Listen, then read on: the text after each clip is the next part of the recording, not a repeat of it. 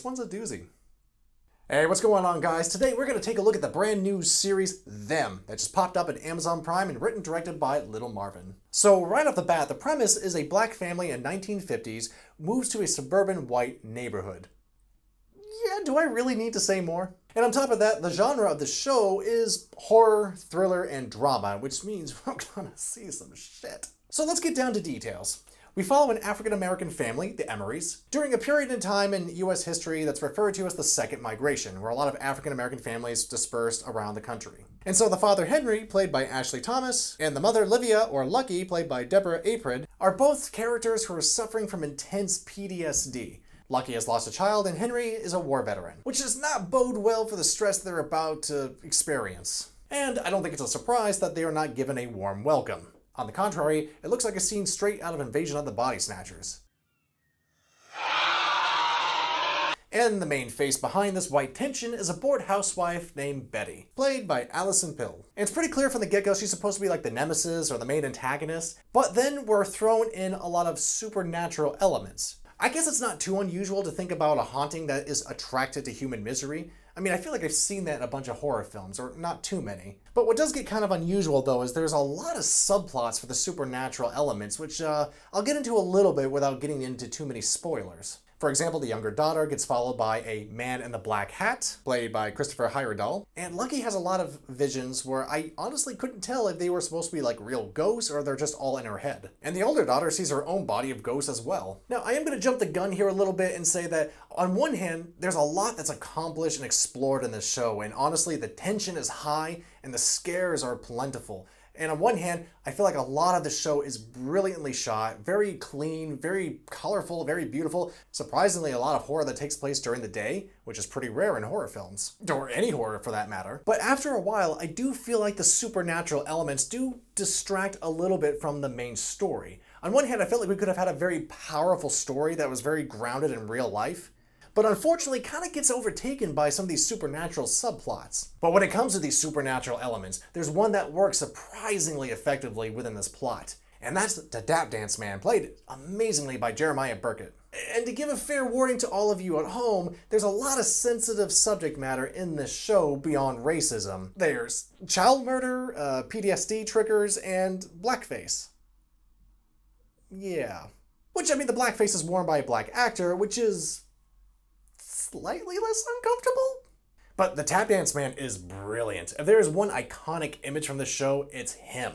And he's a vengeful spirit that's trying to influence Henry to basically get his vengeance on them crackers, as he would put it. So it's clear the main focus here is that perspective of how horrifying it was, or hell is, to be African American in America. We see this family fight so much, go through so much, and you know, the fact that they moved from North Carolina to LA, you realize that nowhere is safe, nowhere is secure. There's no place for them to run. That's sort of a message we see throughout, is that they're just tired of running. No more running. They want to make a stand. So let's get back to the style here, because it's pretty interesting. Little Marvin said he was influenced by 1960s and 70s domestic thrillers. And that's made clear right from the get-go. In episode 1, we see a lot of sort of old-fashioned techniques in the motion graphics and the title. Even when that title first comes down, it looks like a very old horror movie. You know, sort of like that camp value, and it works surprisingly well here despite the very heavy subject. And this goes hand in hand with the editing as well. So on one hand, it is a 10-episode saga, so there's a lot of drama in between, which means it's going to be a bit of a slow burn,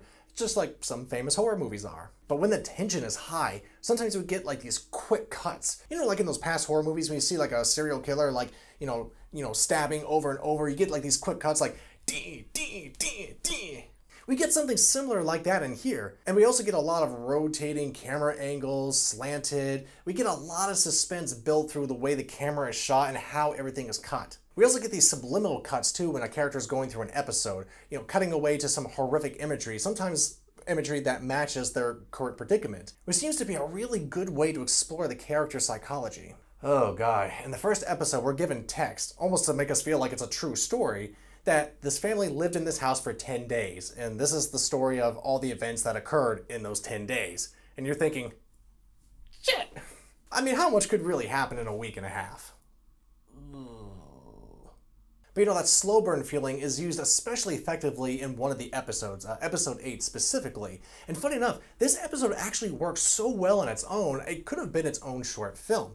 I won't tell you too much about it, it's just about a character's backstory and it's explored very well. It feels like one of those slow burn horror films. If you want to think about like The Witch or The Lighthouse, it felt like that kind of pacing. The tension slowly building in silence. Which is only a slight departure from the rest of the show, so it kind of matches. The really neat thing too is that the plot actually explores covenants.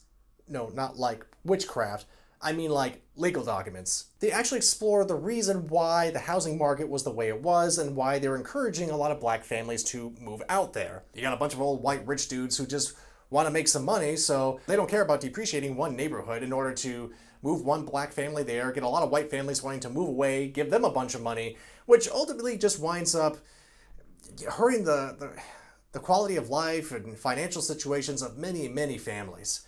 So if there's any true antagonist here, I do feel like it's the fat cats. And there's just a really neat historical perspective there to understand why this was the way it was. It's pretty despicable, amongst everything else going on in the show. So I want to reel things in real quick here so that I can sing my praises for the show. On one hand, we got a brilliant little setup here that explores a very unique perspective that kind of helps us understand a very real issue in America, even to this day.